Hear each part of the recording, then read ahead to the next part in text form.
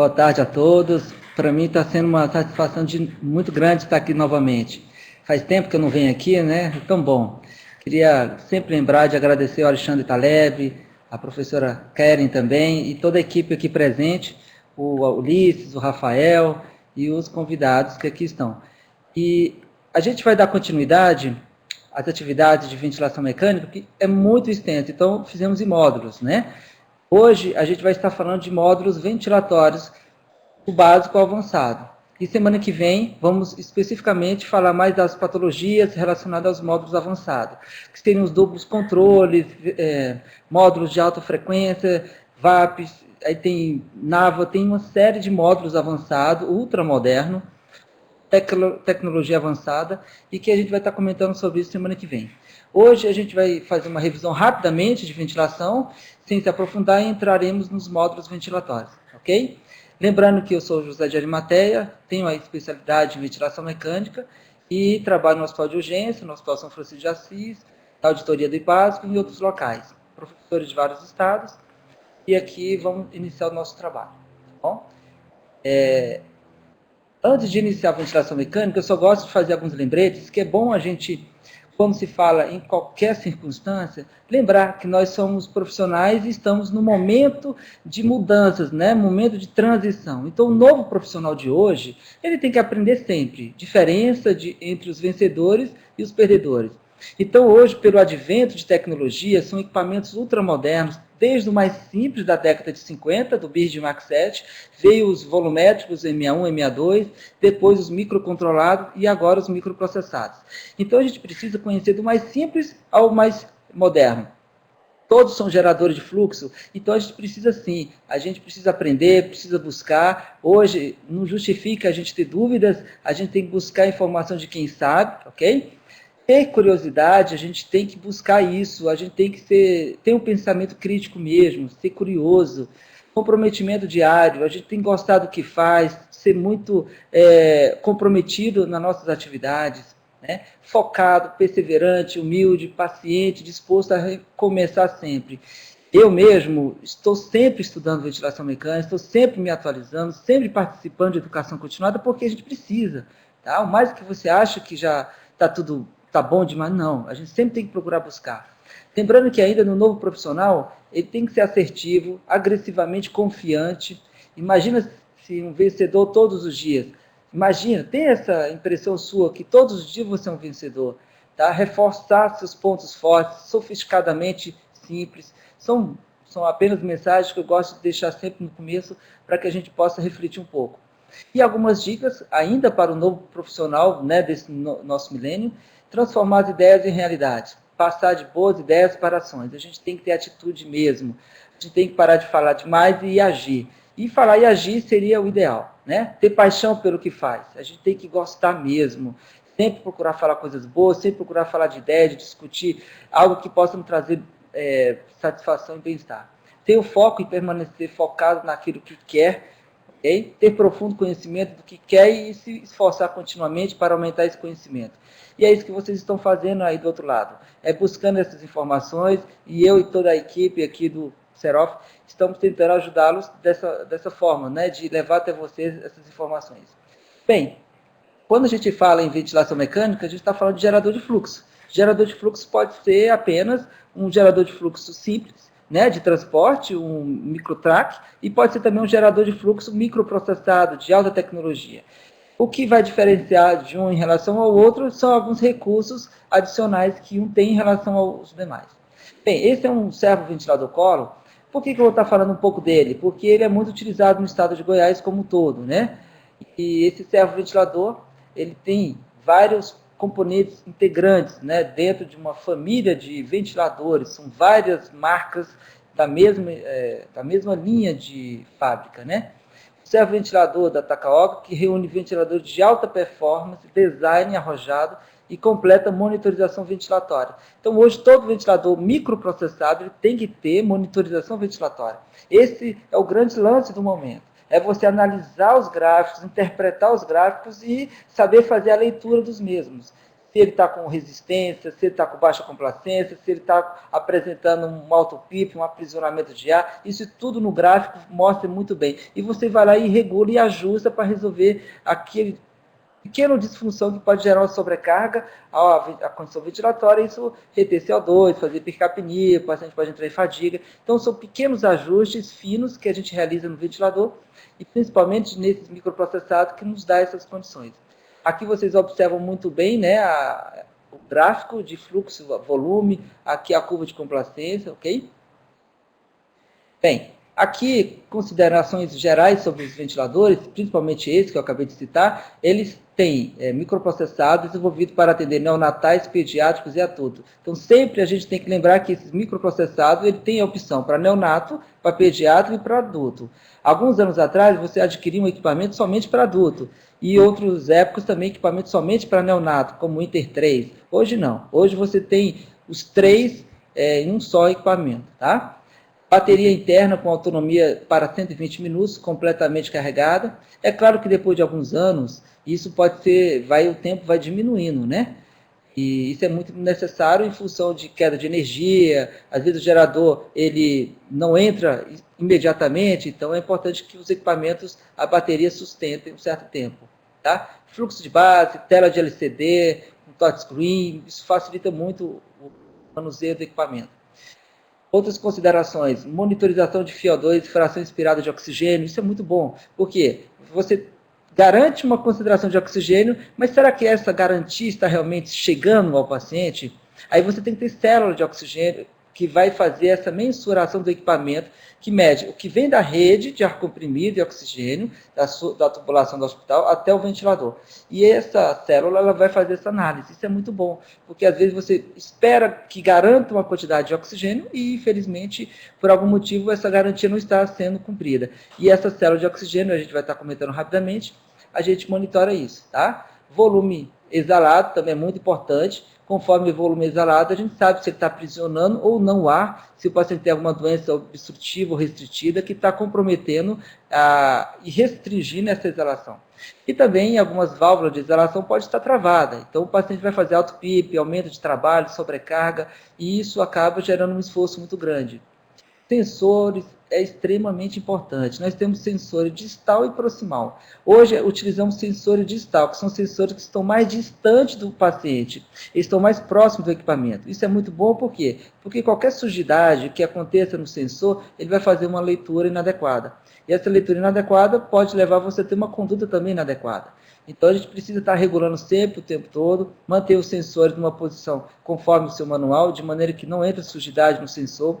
O sensor é o responsável pelo sinal de fluxo e pressão que vai conduzir isso até um transdutor e chegar até um CPU, que é o computador do ventilador, e transformá-lo isso em informações, que é para acelerar o fluxo, que é para garantir o volume, que é para limitar a pressão, que é para determinar a frequência, isso tudo depende dos sensores, ok? A capnografia também é fantástica, a capnografia. Ela mede a qualidade do CO2 exalado, que também é um recurso muito bom. Você quer saber se o paciente está exalando muito CO2 ou menos CO2. Então, a gente tem esse recurso também que a gente pode adequar. Recrutamento alveolar, isso é algo também muito novo. Hoje os ventiladores já trazem uma programação eletrônica, microprocessada, que você possa fazer recrutamento alveolar, programado quantas vezes ao dia você, de acordo com a indicação, né? Muito bem, são só considerações gerais, ok? Aqui nós temos, na estrutura do ventilador, só para recordar, o monitor de LCD, tá?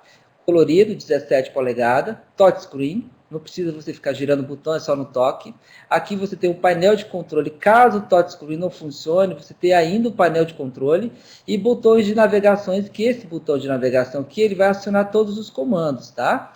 E é muito importante aqui a gente observar que tem um braço articulado que é justamente para suportar o peso da traqueia. Esse braço articulado tem que estar funcionando, porque senão a traqueia vai pesar e o tubo acaba tracionando, levando a um risco de úlcera e lesão.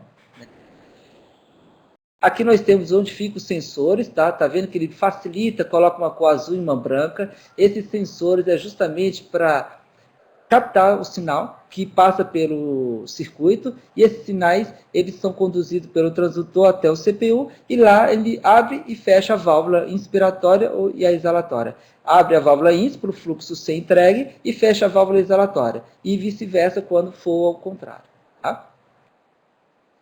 Aqui nós temos ainda os equipamentos e acessórios. Bom lembrar que hoje a gente está utilizando, além desse umidificador de bandeja, nós temos os filtros de barreira HME, filtro hidrofóbico. Esses filtros de barreira eles são necessários quando o paciente não é hipersecretivo. Lembram disso. Paciente hipersecretivo é contraindicado o uso de filtro de barreira, porque o filtro de barreira ele só permite a passagem de ar abaixo de 5 micras. Então, se você tem secreção dentro do filtro, por algum motivo, o paciente estava hipersecretivo e o filtro tá cheio de secreção, essa barreira de líquido vai impedir a passagem do fluxo. Então, não é indicado filtro de barreira para paciente hipersecretivo, correto? Nesses casos, a gente utiliza esses filtros, esses umidificadores de bandeja.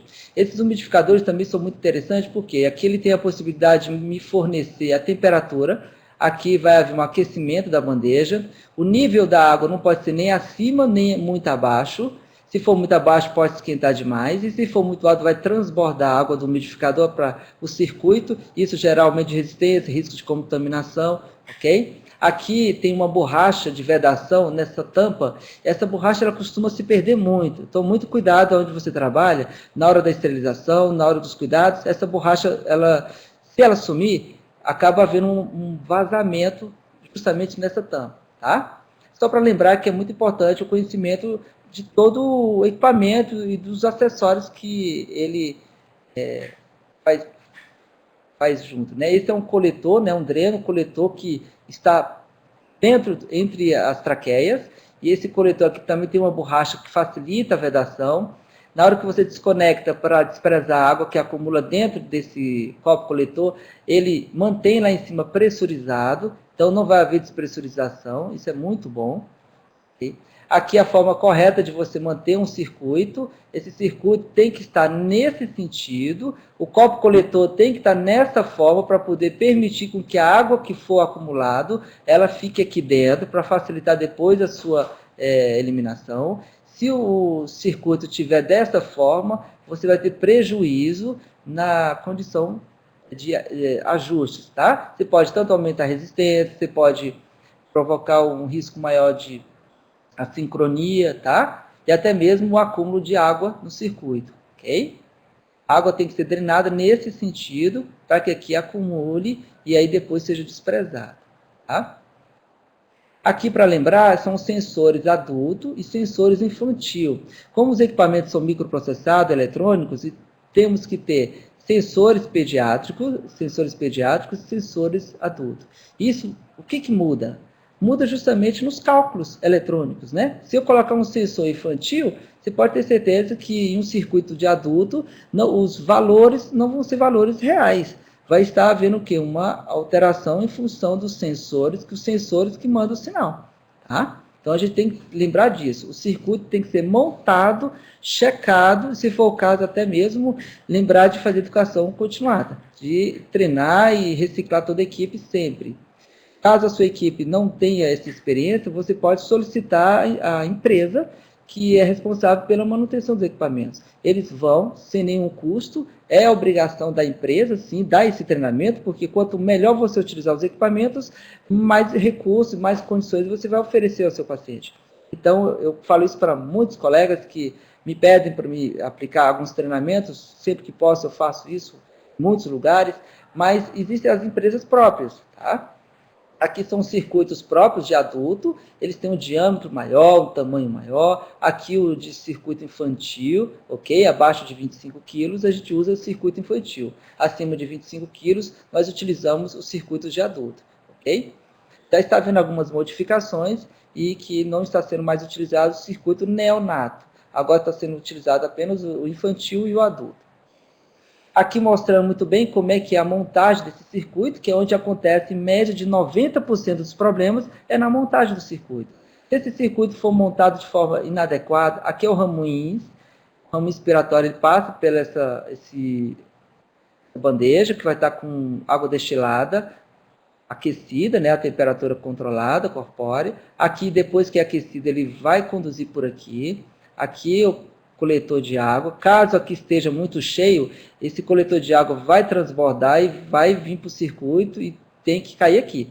Se não cair aqui, ele vai ficar no circuito, isso vai aumentar a resistência, o alto disparo, isso não é bom. Aqui nós temos o sensor de temperatura, que esse sensor de temperatura ele é necessário estar na inspiração para você mensurar a temperatura que está chegando ao paciente, tá? Aqui é o Y e aqui seria o tubo, o paciente. Na exalação, nós temos esse outro caminho, onde nós temos aqui os sensores distal. E aqui é a exalação, onde fica um orifício embaixo. Aqui o ar passa.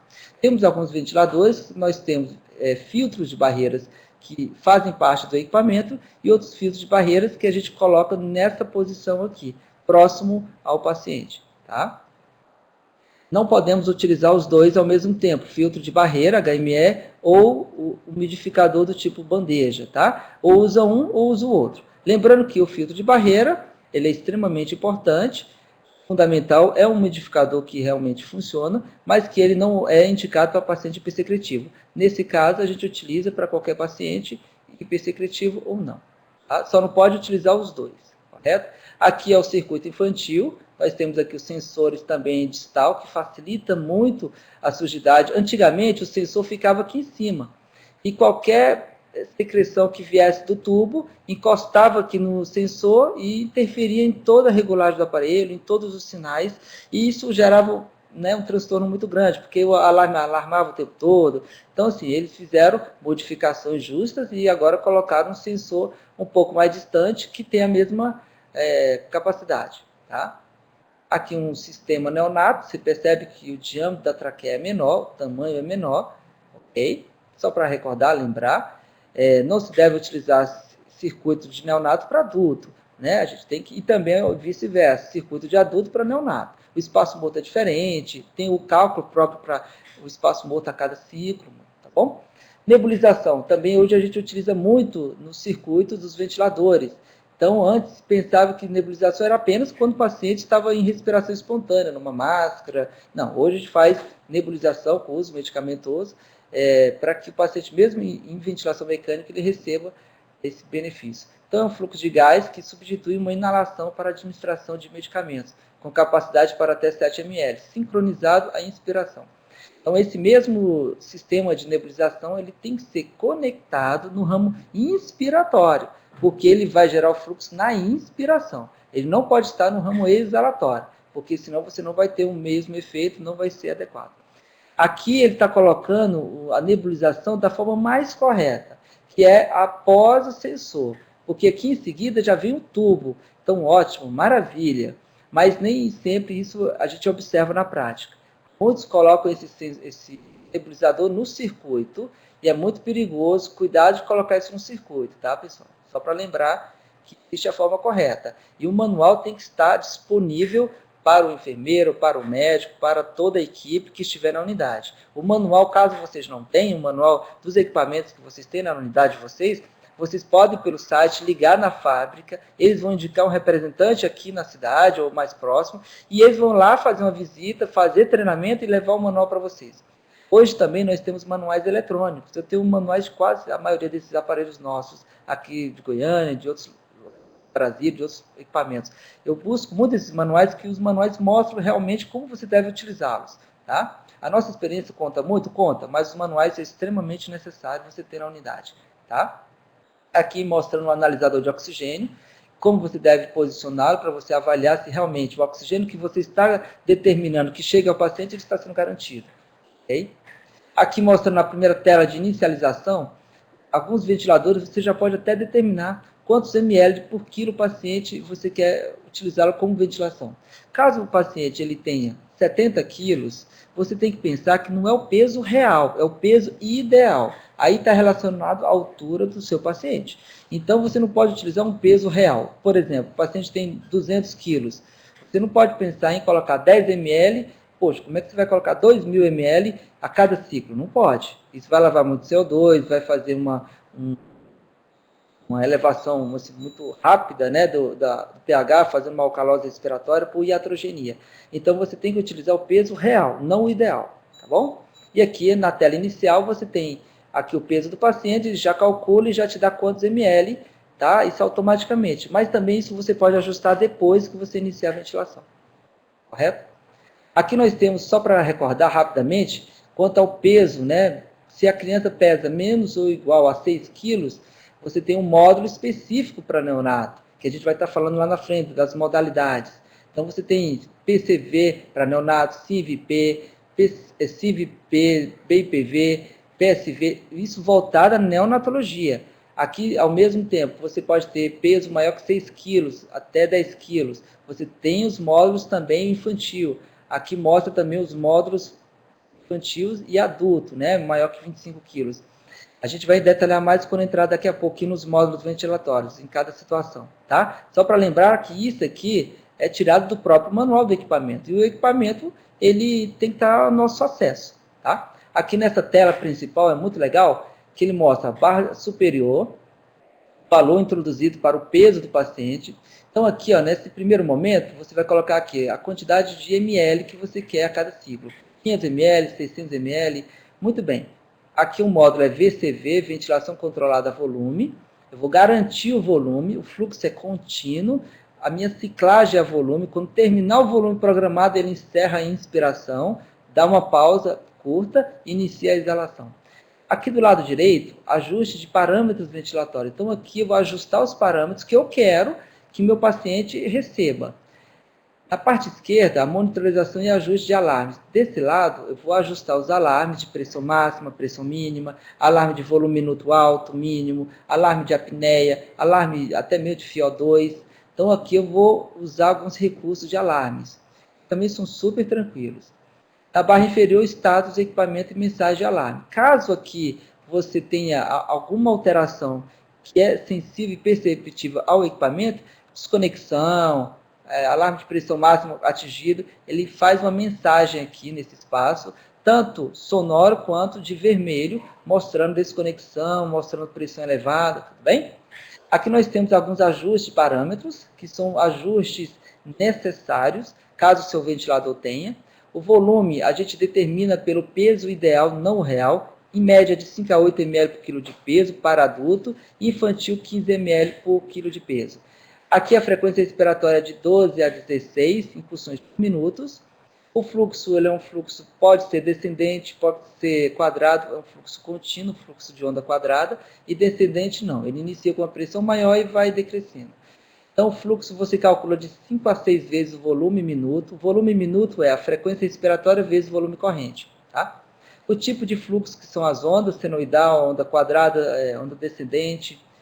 A pressão limite ela é uma forma de segurança, de proteção, para que, quando você ventila o paciente a volume, caso ele atinja uma pressão elevada, por restrição, por obstrução, broncoespasmo, essa pressão elevada constantemente vai trazer alguns danos na mecânica pulmonar. Então, a pressão limite ela é uma segurança, é uma forma de alarme também, para você poder cortar o fluxo quando atingir essa pressão. Essa pressão limite, você tem que ter um pouco de cuidado, porque às vezes também ela vai limitar o volume que você determina. Muito bem. O PIP ele é uma pressão positiva expiratória final, muito utilizado em ventiladores, desde o mais simples ao mais moderno. O PIP, nós temos fisiologicamente até 5 centímetros de água de PIP. Nós não conseguimos fazer uma exalação profunda completa, sempre vai haver um resíduo, volume residual, que isso tem uma certa pressão alveolar também. A pressão de Traeg é a pressão de disparo do início da inspiração. Né? Nós temos o P01, o DPOC tem o P01 um pouco aumentado, ele respira com muita rapidez. Já nós temos o P01 menor, isso já é mais espontâneo, mais natural. Então, os ventiladores também mensuram isso no primeiro milésimo de segundo. O Traeg de disparo muito bom. O oxigênio também é um ajuste que você vai ter que iniciar. O paciente, quando vem de um centro cirúrgico, quando você admite o paciente numa unidade de terapia intensiva, ou até mesmo nos postos onde vocês trabalham, você não sabe o estado que o paciente está se encontrando, que ele vai chegar até você. Então, você vai iniciar com uma concentração 100%, depois da primeira gasometria, monitorização, depois você vai vendo, através dos exames, os ajustes necessários, ok? Pausa inspiratória de 0,4 a 0,5 é necessário. Ao final da inspiração, você tem uma pausa e iniciar a exalação. Fluxo de base, nebulizador, suspiro. Suspiro também é muito bom. Nós fazemos em média de 7 suspiros fisiológicos por hora. Então a gente faz aquele suspiro gostoso, uma inspiração profunda, né? A gente não percebe que faz isso, mas em vários momentos a gente realiza esse suspiro. E para que serve esse suspiro? O suspiro nada mais é do que você aumentar o volume inspirado, manter os alvéolos sobre aviso, olha, qualquer emergência, qualquer necessidade, vocês entrem em ação. A gente precisa desse mecanismo de proteção. O suspiro, ele é necessário. E você também pode programar isso no seu ventilador, tá? Alguns ventiladores, eles já são pré-programados. Se você determina 5 suspiros, ele já aumenta o volume, 50%, pré-determinado, ou ele vai aumentar o tempo inspiratório, que vai gerar um aumento do volume, isso também pré-fixado. Então é importante você saber desses recursos, desses ajustes, para quando você estiver no equipamento, você ir lá e ajustar o mais próximo do fisiológico. O recrutamento, o intervalo, o recrutamento, o tempo, pressão de recrutamento, tempo inspiratório, tempo de subida, pressão de suporte, CPAP, são recursos necessários também para a gente poder fazer um ajuste de acordo com a demanda, né, da necessidade do paciente. Aqui mostrando rapidamente a monitorização, aqui é tudo que está acontecendo com o paciente, tá? Aqui é o volume que o paciente realmente está recebendo. Lembra que do lado direito era tudo que você programava para o paciente, agora do lado esquerdo é o que está acontecendo com o paciente. Aqui mostra o fluxo inspiratório, né, o volume inspirado. Aqui o volume minuto, que é de 7 a 8 vezes, né? Volume minuto ideal até 10 litros. Então você calcula o volume corrente vezes a frequência respiratória. Aí você encontra o volume minuto, que é durante 60 segundos. Então, o volume a cada ciclo, você tem um volume corrente. Exemplo, 500 ml. Aí eu tenho uma frequência de 10 durante 1 minuto. Então, eu tenho 500 ml vezes 10, então eu tenho 5 litros. Então, eu tenho um volume minuto de 5 litros. O volume minuto não pode ser muito baixo e nem pode ser muito elevado. O volume minuto muito elevado significa aumento da demanda ventilatória, que é um aumento da sobrecarga, um aumento de gasto de energia, que é o que a gente não quer isso ao paciente. Aqui é a frequência respiratória que o paciente está fazendo, você tem o que está programado e aqui o que realmente o paciente está fazendo. A relação em Z de 1 para 2, 1 para 3, tempo inspiratório, complacência dinâmica, né, que é aquela condição de distensibilidade, de acomodação do volume a cada inspiração. Bem, aqui do lado nós temos ainda na monitorização a FiO2, o EtCO2, o capnógrafo, o horário, o relógio. Por que isso é importante, pessoal?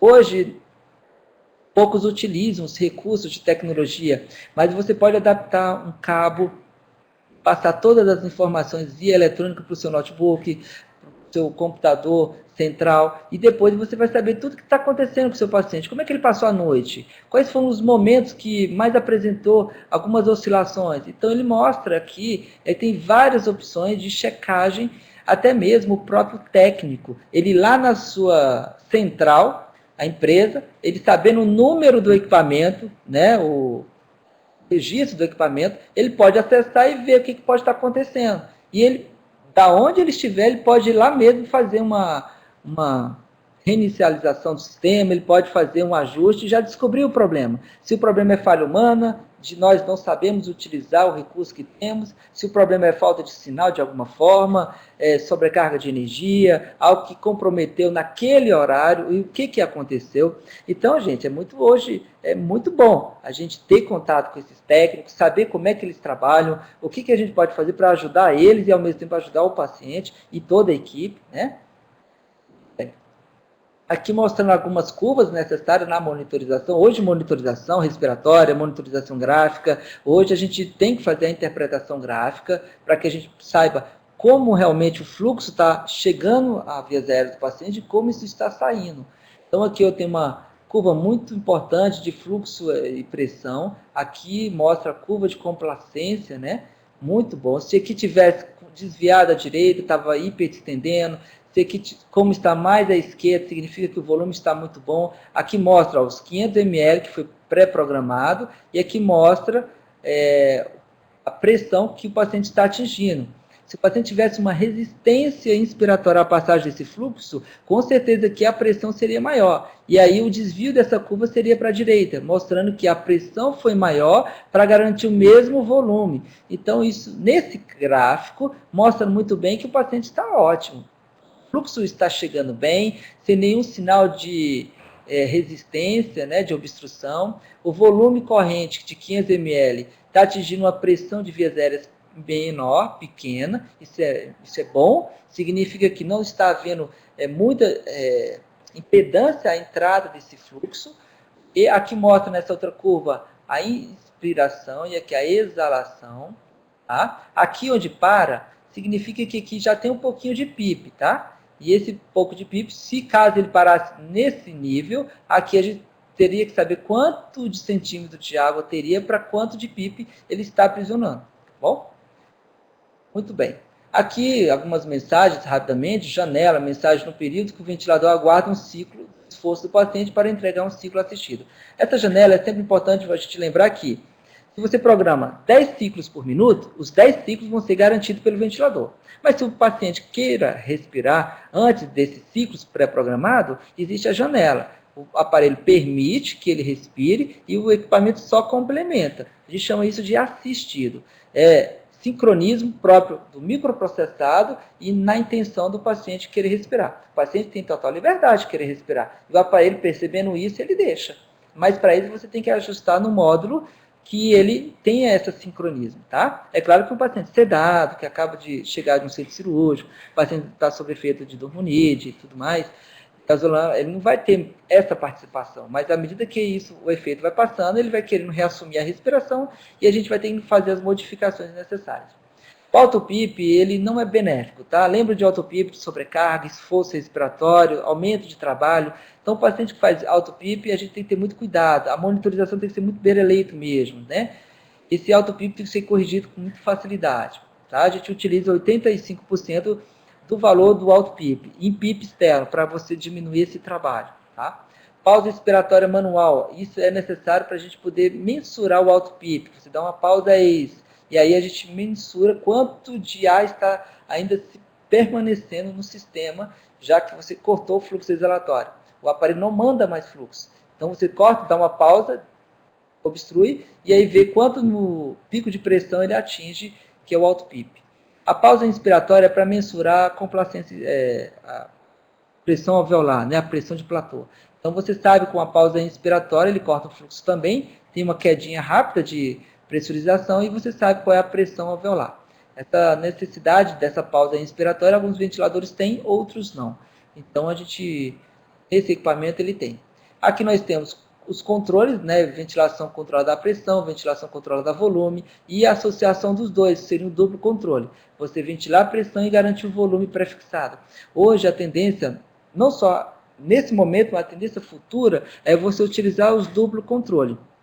Alguns anos atrás, você utilizava somente o módulo, ou é pressórico, porque o ventilador só era pressórico, exemplo, o Bismarck 7, ele é completamente dependente de pressão, é iniciado por pressão, limitado por pressão, ciclado, né, a pressão. Então, é um equipamento que ele não tem outro recurso. Mas também é um ventilador, gerador de fluxo também, que é utilizado até hoje, e em várias circunstâncias ele salva a vida ainda, e o que depende desse equipamento mais antigo é a manutenção, lembram disso. Não existem equipamentos que não são bons, existem equipamentos que devem ter manutenção, tanto preventiva, manutenção sempre, tá? Estudo documentado.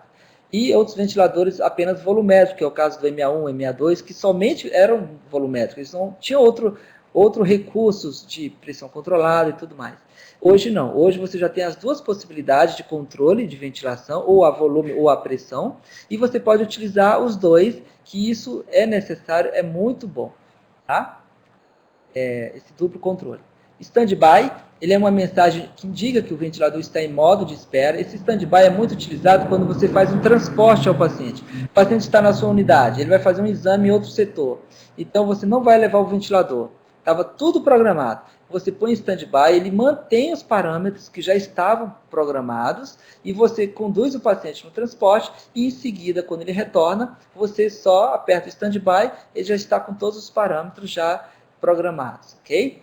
O suspiro também é programado, como eu citei anteriormente, você pode programá-lo 6 vezes por minuto ou por hora, você pode programar 7 vezes, tá? O suspiro, ele é uma inspiração mais profunda.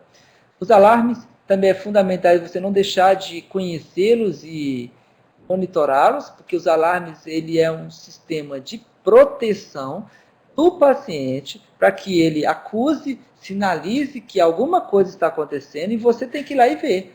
Às vezes uma dobra do circuito que aumentou a resistência, às vezes uma desconexão, sem querer o paciente puxou uma traqueia, desconectou, o aparelho tem que alarmar. Se ele não alarmar e você identificou o problema, quando chamar o técnico, olha, faz uma regulagem no alarme, que o alarme não está acionando. Então, isso requer manutenção, ok? Aqui algumas prioridades de alta pressão, alarme de PIP, que o paciente pode fazer também apneia, alarme de FiO2 alta, baixa, relação EASY, quer dizer, são vários alarmes, percebe-se que são itens de alarmes que o próprio ventilador tem. Não vou entrar nesse mérito, porque hoje o assunto maior vai ser de módulos ventilatórios.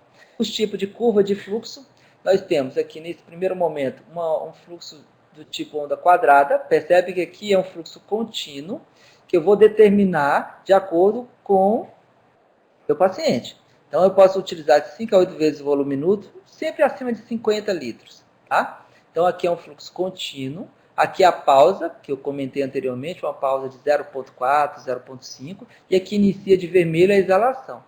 Tá? Então, aqui, ó, você tem aqui a inspiração nesse intervalo. Aqui você tem a inspiração e aqui a exalação. Bom? Aqui eu já tenho uma curva desacelerada, descendente, eu tenho um pico maior inicial e depois ele vai diminuindo a sua velocidade. Aqui uma pausa, aqui o fluxo é zero, tá? É aqui que eu meço a pressão de platô, a pressão alveolar, aqui o fluxo é zero, aqui é a minha exalação em vermelho. Então aqui é um gráfico muito bom da gente poder estar tendo essa possibilidade desse ajuste, tá? Aqui já é uma rampa, uma curva acelerada, que ela inicia mais lentamente e vai aumentando até atingir o determinado programado. Em seguida, ela despressuriza, ela tem uma queda brusca, uma pausa, em seguida vem a exalação. Esses gráficos a gente vai acostumando sempre no dia a dia, mas de qualquer forma, é importante vocês conhecerem e fazer a interpretação desses gráficos, tá? É um fluxo inspiratório que começa em um valor baixo e sobe linearmente. Bom? Aqui eu tenho ainda uma curva senoidal, muito comum em respiração espontânea. Aqui a curva senoidal, uma pausa e inicia a exalação. Bom? É um fluxo inspiratório que aumenta e diminui segundo a curva senoidal. As modalidades ventilatórias, que é o que a gente hoje vamos estar falando, e semana que vem a gente vai ter outros módulos mais avançados. Então, percebe-se que nós temos dois módulos universais de controle, ou a volume ou a pressão. Nós só temos essas duas formas de controle ventilatório. Ou você ventila o paciente a volume, ou você ventila o paciente a pressão. A partir daí, surgiu outras associações de módulos. Então, esses módulos aqui que vocês estão vendo, são todos módulos que estão dentro do módulo pressórico e do módulo volumétrico. Então, nesse caso, o primeiro, nós temos aqui, ó, VCV.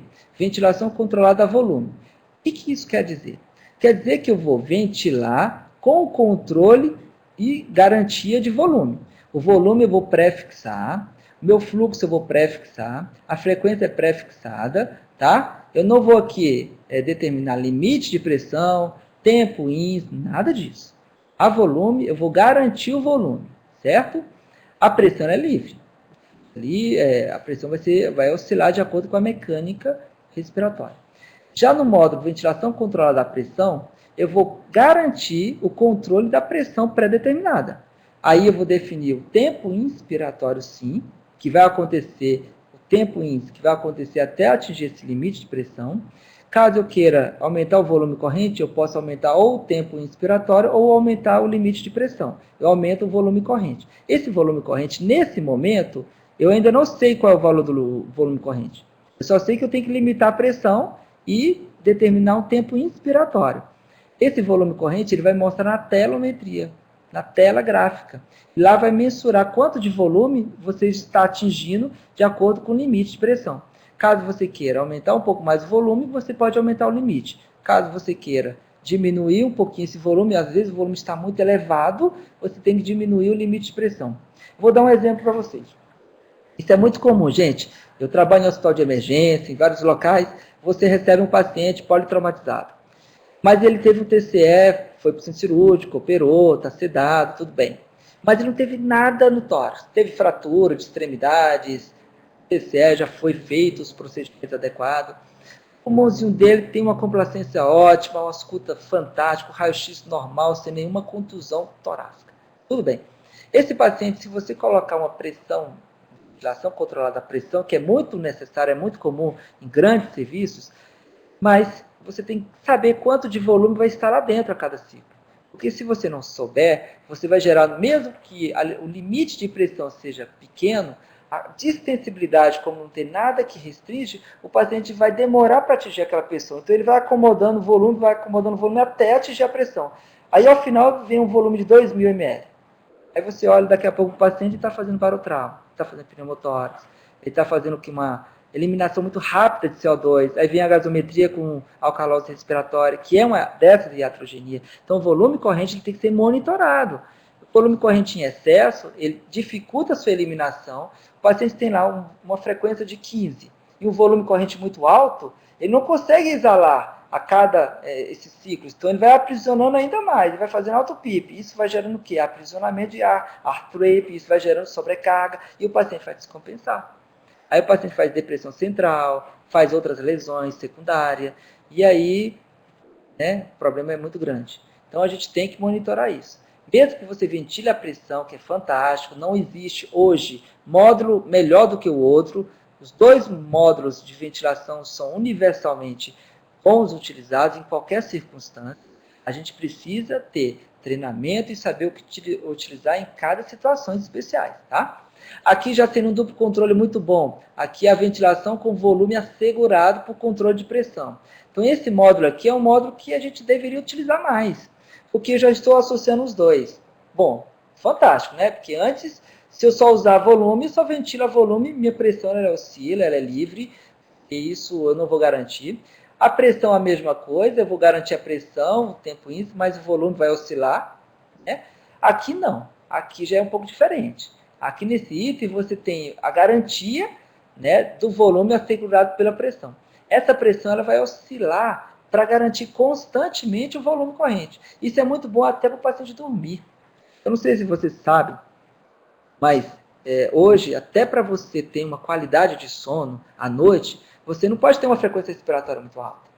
Já por polissonografia, estudo do sono, em UTIs, isso já foi várias vezes mostrado, você tem estratégia noturna para você ventilar o paciente de uma maneira que ele consiga ter uma qualidade de sono ótima, que ele tenha a fase REM, e para isso você tem que estar com uma frequência mais baixa, próximo do que seria o paciente quando estivesse na fase REM, né, de completo relaxamento. Então você tem que ajustar, por exemplo, se você reduzir a frequência, você vai ter que aumentar um pouco o volume. Tá? Então você tem que fazer algumas regulagens necessárias até para que o paciente descanse melhor, durma bem e o dia seguinte ele vai estar com mais condições de evoluir um desmame, né, de realizar algumas tentativas dessa retirada dessa prótese. Aqui nós temos o SINV-V. SINV-V significa que eu estou ventilando a volume, lembram? Só tem dois controles, a volume ou a pressão. SINV-V, meu controle é a volume, e SINV-P, meu controle é a pressão. Porém, o que significa SINV? Ventilação mandatória intermitente sincronizada. Isso significa que é um módulo universalmente mais utilizado ainda na Europa, em vários países, como um dos módulos de desmame. Agora, a gente não utiliza apenas esses módulos SINV pura, a gente associa com pressão de suporte. Pressão de suporte é um módulo assistido que o paciente tem um controle da demanda de fluxo, da demanda de volume. Conforme o paciente faz o esforço, a válvula de demanda da pressão de suporte, ela garante isso. Então, a válvula da demanda da pressão de suporte, ela é legal porque você consegue melhorar o sincronismo. Já em SINV, eu vou determinar uma frequência de 7 a 8 ciclos durante 1 minuto, e o resto da janela é o paciente que faz. Isso às vezes gera um esforço grande, uma sobrecarga grande, e que nada vai acontecer, é o paciente que vai estar puxando, ele vai estar, é ele que está controlando. Então, ciclos controlados em SINV vai acontecer de acordo com o que está programado. Mas se você coloca uma pressão de suporte junto, ajusta a sensibilidade de 1, de 2, ao mínimo esforço que o paciente faça, a pressão de suporte vai garantir proporcional ao esforço do paciente. Isso, o sincronismo torna-se melhor, a aceitação melhor, o paciente responde muito bem. Hoje a gente utiliza sempre essa associação de SINV com pressão de suporte. Aqui nós temos SINV a pressão, né, ventilação mandatória intermitente sincronizada com controle de pressão. Nesse caso, o SINV ele tem backup. Caso o paciente faça uma apneia, vai entrar, nesse caso aqui de SINV V a volume, caso o paciente faça uma apneia, vai entrar um ciclo controlado a volume. Nesse caso aqui, SINV P, caso o paciente faça uma apneia, vai entrar o SINV controlado a pressão. Tanto o limite, quanto a frequência, quanto ao tempo inspiratório. Tudo bem? Aqui, MMV, que são outras associações de módulos, né? Ventilação com mínimo de volume. Então, você vai pré-determinar e o próprio ventilador ele vai fazer o autoajuste para que ele garanta o mínimo de volume, que também é um módulo muito legal de utilizar, mas ainda muito pouco utilizado, tá? Em vários locais que eu conheço. O BIPV também é um módulo de desmame, ventilação espontânea com 2 níveis de pressão. Isso também é muito legal, porque até então, você, quando inicia o desmame, você vai reduzindo todo o suporte que você vai oferecendo ao seu paciente, né? É uma retirada progressiva, não é de uma vez. Algumas situações, sim. Você faz o teste rápido, saiu apenas do efeito da sedação, era uma cirurgia letiva, tranquilamente, muitas vezes você tira de uma vez, sem problema. Mas, na grande maioria, você precisa ter esse passo a passo com uma certa segurança para o paciente e para a equipe também. Nesse caso, eu vou utilizar esse módulo apenas como uma garantia de um volume mínimo. E os demais eu também tenho que estar monitorando. O BIPV, eu tenho 2 níveis de pressão. Eu posso iniciar com pressão de 10 centímetros de água e o outro de 15 centímetros de água. Então, hora o paciente recebe uma pequena pressão de suplemento e hora ele recebe uma pressãozinha um pouco maior. Isso gera um certo conforto e facilidade também no período de desmame. Tá? O CPAP ele é um módulo completamente espontâneo, tá? O CPAP é uma pressão contínua nas vias aéreas. Gente, olha bem o que está escrito aqui, ó, ventilação com pressão positiva contínua nas vias aéreas. Isso significa que o paciente não pode estar entubado. Se você vê alguém com um paciente com uma cânula introduzida, o paciente está entubado e está na opção CPAP, ele está apenas mandando um fluxo de base contínuo e esse fluxo de base não vai ser, às vezes, o suficiente para que o paciente garanta o volume corrente. CPAP, sempre quando o paciente utiliza-se máscara, interface, aí você tem várias interfaces, a full face, a nasal, oral, a nasoral, tem várias marcas, vários modelos de acordo com a indicação. Tudo bem? Então lembra, CPAP somente é utilizado quando o paciente não está mais em prótese definitiva, tá? Lembrando da CPAP rapidamente, é como se você estivesse com a cabeça para fora da janela do ônibus. Aí aquele vento constante, aquilo é CPAP. É um gerador de fluxo.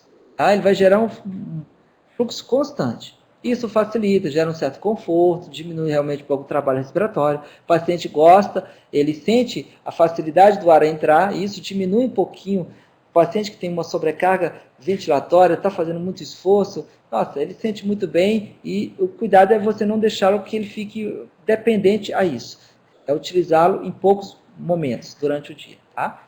Aqui o módulo pressão de suporte, a ventilação com pressão de suporte, é um módulo assistido que é garantido por válvula de demanda. A válvula de demanda é o paciente que controla. Ele que controla o disparo do início do ciclo, ele que controla quanto de fluxo ele quer, ele que controla quanto de volume ele quer. Então, o módulo de pressão de suporte, ele é um módulo muito aceito hoje para desmame e que a gente utiliza assim, rapidamente. O paciente, quanto menor o tempo ele ficar na ventilação, melhor é. Diminui o risco de PAV, que é a pneumonia associada à ventilação mecânica, diminui o risco de outras lesões associadas à pressão positiva em relação aos efeitos hemodinâmicos, né? Aqui é o módulo também muito bom de utilizar, PSVAV. É uma ventilação de volume assegurado com pressão de suporte. Então, isso é muito legal. Você ventila o paciente a volume, você vai determinar o volume, a frequência e o fluxo, só que a pressão de suporte vai ser de acordo com a demanda do paciente. Se o paciente quiser puxar mais, fazer um esforço maior, ele vai receber mais fluxo. Se ele puxar menos, ele recebe menos. Mas ainda assim vai ser garantido o volume pré-determinado. Por que isso é muito bom quando o paciente está à noite dormindo? Porque à noite a gente vai ter redução de volume, a gente pode, às vezes, até reter um pouco de CO2. Então, quando você determina um volume garantido à noite, você sabe que o paciente ele não vai ter menos do que aquele volume que seria o ideal para ele, de acordo com a sua característica, a sua necessidade. Tá? Então, em algumas situações, a gente precisa utilizar esses tubos de controle. Tá bom? O VSV, que é uma ventilação volumétrica com suporte de pressão, também é muito parecido, muito bom de utilizá-lo também. Agora, especificamente na ventilação controlada a volume. Tá? Então, nós temos um ventilador que entrega ao paciente um valor determinado, pré-fixado. Então, o próprio ventilador, ele que controla 100%. Isso é muito comum quando o paciente vem de um centro cirúrgico, é um paciente que acabou de ser entubado, foi sedado. Então, o paciente ele precisa descansar, ele precisa que o próprio equipamento garanta para ele o volume ideal. Tá? Então, nesse momento, o PCV é o controle do paciente, é o controle do equipamento, perdão. Existem dois tipos de ciclos de ventilação, ciclos controlados e ciclos assistidos. Os ciclos controlados, o paciente ele não participa de nada. O ciclo é totalmente passivo, controlado pelo equipamento. Se você no equipamento programou uma frequência respiratória de 14, a frequência de 14 vai acontecer conforme foi programado. Se o paciente, o ventilador você programou 14 ciclos por minuto e o paciente está fazendo 20, significa que em alguns momentos ele está fazendo o ciclo. Então, significa que esse momento chama-se de ciclo assistido. Tá? Pelo ajuste da sensibilidade, o paciente disparou e ele mesmo fez com que houvesse uma frequência maior. Então, o módulo assistido já é um módulo que antecede o desmame. Então, mesmo que o paciente esteja no módulo controlado, à medida que o efeito da sedação vai reduzindo, o paciente ele quer respirar. E aí vai ter momentos que você vai observar lá. Lembra, de um lado que está programado, do ventilador, do outro o que está acontecendo. De um lado está programado 12 de frequência e do outro lado está mostrando que está fazendo 20. Opa, então em 8 ciclos é o paciente que está fazendo. Então significa que ele já está despertando, significa que já está começando a reassumir a respiração dele. E o que eu vou fazer? Eu vou começar a diminuir a frequência do próprio ventilador, vou mudar o módulo, né? Vou ver se o paciente já está sem sedação, ver se hemodinamicamente ele está estável em condições para tal, ver se ele ainda depende da resolução da doença de base ou não, porque você não pode fazer um desmame se o paciente ainda não tem a resolução da doença de base definida, porque senão o índice e o risco de insucesso é muito grande. Primeiro, resolva a doença de base, depois evolui o desmame. Ok? Então, esses dois controles universais. Ou você tem um módulo totalmente controlado pela máquina, ou módulo assistido controlado. Aqui nesse momento, ó, aqui o fluxo de Trager, aqui é um módulo assistido, e aqui é um módulo controlado, tá? Aqui está controlado, a máquina que controla, bem aqui a máquina que controla, e aqui, percebe que aqui existe uma janela, né? Uma distância entre um ciclo ao outro. Aqui já foi um pouco menor. Aqui o próprio paciente disparou, já o ciclo antecipou um pouco. Tá? PCP, pressão controlada, ventilação controlada à pressão. A gente sempre lê de trás para frente, né? Que é a ventilação com controle pressório. Nesse caso, o ventilador manterá a pressão inspiratória constante, o fluxo inspiratório tem um perfil desacelerado, é um fluxo livre. Existem dois tipos de ciclos de ventilação também, que é a pressão controlada, que é o ventilador que controla o limite, o tempo, a frequência, que está programado vai acontecer. Isso vai ser garantido. Já o módulo assistido, não. O módulo assistido, o paciente ele tem a liberdade de acordo com o disparo aqui do Trager, a sensibilidade, que é a sensibilidade da máquina, e aí é disparado, em seguida o ciclo vai acontecer. Então, o módulo assistido, ele é muito legal, porque não existe, isso eu estou falando que é uma palavra forte, não existe módulo somente controlado, de maneira que sempre vai ser controlado, não. Você pode ter um ventilador que ele só tem um módulo controlado, mas você pode observar que quando o paciente começa a diminuir o efeito da sedação, ele começa a querer respirar e o aparelho vai deixar. E aí você vai olhar na frequência respiratória. Se a frequência programada for 12 ou 14, ele estiver fazendo 15, 18, 20, significa que ele está em assistido controlado.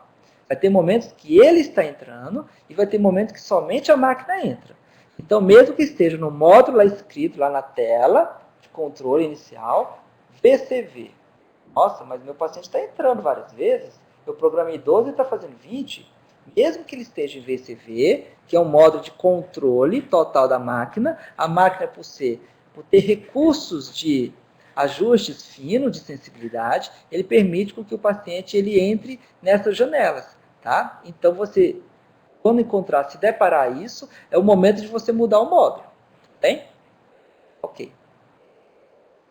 Aqui mostrando muito bem aqui o fluxo, né, a rampa descendente, inicia com uma pressão maior e vai diminuindo, aqui é a exalação, aqui é o tempo, aqui é o limite de pressão, percebe?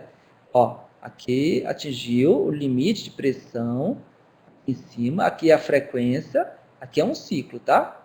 Aqui é um ciclo, aqui já é outro ciclo, aqui já, percebe que já é um pouco diferente, tá bom? Aqui o paciente já está iniciando com trag, ele já está provocando mais um ciclo, ele inicia e o ventilador só complementa, bem? Aqui já é o duplo controle. Já é muito legal você utilizar a ventilação de volume assegurado por controle de pressão. Eu gosto muito desse módulo, porque é um módulo que eu tenho as duas opções de segurança ao paciente.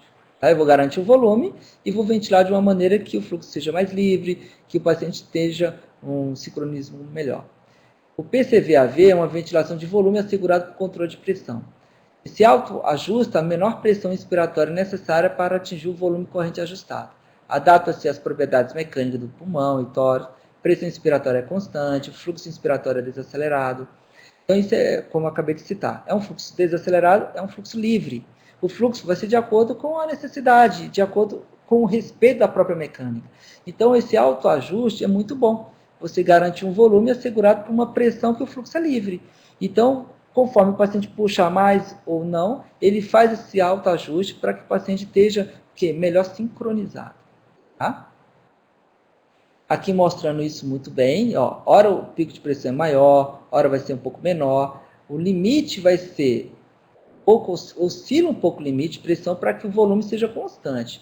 Tá vendo que aqui está um pouco maior? O limite de pressão aumentou, aqui ficou um pouco menor, aqui aumentou um pouco. Então, esse autoajuste ele é automático. Semana que vem, quando a gente for falar do NAVA, do PRVC, do VAPS, outros módulos avançadíssimos, e é bem legal que essas novidades a gente vai comentar semana que vem. Aqui no CIV-V, lembra, aqui é o módulo volumétrico, tá? Embora CIV é uma associação do módulo de controle volumétrico. A ventilação mandatória intermitente sincronizada com o controle de volume. Muito bem. Aqui nós temos o que isso quer dizer. É um ciclo de respiração espontânea entre ciclos mandatórios de volume controlado. Então, o CIV ele é o único módulo que você tanto pode ter ciclos espontâneos, ciclos assistidos e ciclos controlados. Tá? Então, você pode ter vários ciclos acontecendo numa janela determinada. Por exemplo, o CIV, quando é programado 6 ciclos por minuto, significa que a cada 10 segundos, né, eu tenho um ciclo. E nesses 10 segundos, eu posso ter ciclo espontâneo, eu posso ter um ciclo assistido e controlado pela máquina, eu posso ter um ciclo somente controlado. Então, o módulo CIV sempre deve ser ajustado com pressão de suporte, tudo bem? Aqui, para mostrar isso bem, ó, nós temos aqui um módulo totalmente controlado, né, o fluxo de onda quadrada. Aqui um ciclo espontâneo, senoidal. Aqui o paciente dispara, fluxo de Bragg de disparo. Aqui já é um módulo diferente de pressão de suporte. Ele atinge até 25% e depois ele diminui. Aqui a pressão de suporte foi acionado. Então, assim, são ciclos diferentes no módulo de sincronismo, né, que é o módulo CIV. Vocês podem ouvir algumas pessoas comentarem, CIV não se usa mais hoje, CIV é um módulo que o paciente faz muito esforço. Gente, tem nada disso. O que é mais importante é você conhecer, saber o que está utilizando, treinar, saber qual é a sua ferramenta de ação naquele momento. Então, assim, eu percebo que as pessoas falam demais e conhecem muito pouco dos equipamentos que utilizam. Então, infelizmente, aqueles que estudam muito sobre esse assunto, eles vão observar que universalmente tem Brochard, tem muitos grandes cientistas, pesquisadores, que mundialmente é o módulo mais utilizado para desmame. É claro que tem outros, mas para isso a gente tem que conhecer o equipamento que nós temos, né? Então a gente procura sempre falar bem das coisas, procura entender bem, tá? Esse módulo agora, CMVP, lembra? É uma ventilação mandatória intermitente sincronizada pelo controle de pressão. Então, agora, caso o paciente faça uma apneia, vai entrar um ciclo controlado. Tudo bem? Aqui a mesma coisa, você tem um ciclo controlado, ó, onda descendente, tá? E aqui onda senoidal espontânea, aqui o disparo, pressão de suporte foi acionado, de acordo com o volume e o esforço que o paciente pré-determinar, e aqui ele atinge quando tiver faltando 25% término, ele inicia a exalação, ok? Aqui são as janelas de sincronismo. Então, assim, o paciente, ele deixa, o ventilador deixa o paciente respirar. Então, se o paciente quiser respirar mais vezes, o aparelho vai deixar, bem? E aqui, ventilação com volume minuto mínimo. Será que vocês já estão cansados de ouvir minha voz? Não sei como é que está aí do outro lado, né? Mas vamos fazer assim, então. Como são muitos módulos, temos outros módulos ainda avançados, que ainda vamos comentar ainda semana que vem, não que seja continuação, mas é porque é bastante informação para um pouco tempo que é importante a gente dividir um pouco isso, tá? Então eu queria agradecer a vocês, espero que as dúvidas vocês possam mandar, tem meu e-mail, tem os contatos, qualquer dúvida que vocês queiram discutir comigo, queiram passar para mim, podem conversar, estou completamente aberto e aqui é toda a equipe. Grande abraço para vocês e lembram, semana que vem vai ser muito legal. Vamos semana que vem se encontrar de novo, tá? Grande abraço.